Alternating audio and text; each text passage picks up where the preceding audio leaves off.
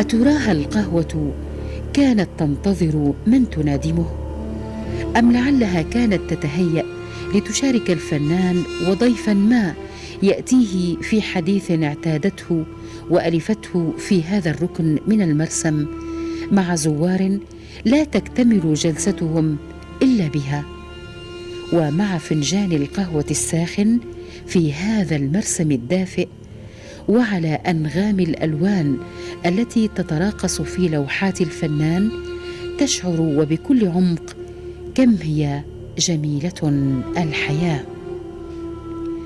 عون الدروبي.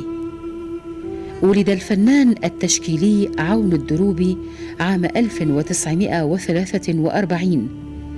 عام 1968 تخرج في مركز الفنون التشكيلية بحمص. نال في عام 1969 إجازة في الآداب من جامعة دمشق. بدأ حياته الفنية كهاون، ثم صار فنانا تشكيليا محترفا. أقام أول معرض مشترك له عام 71، ومن عام 1971 حتى عام 2001 وهو يشارك في المعارض الجماعية الخاصة والرسمية داخل وخارج القطر.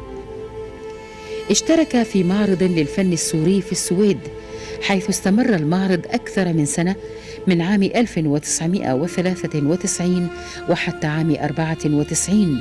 تحتفي لوحاته دائما بأصالة البيئة وروحانية المكان.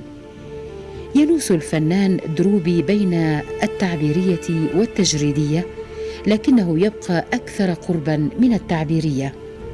تتميز لوحاته بخصوصيتها، حيث تفوح منها رائحة البساتين المرصعة بقطر الندى ونكهة الميماس.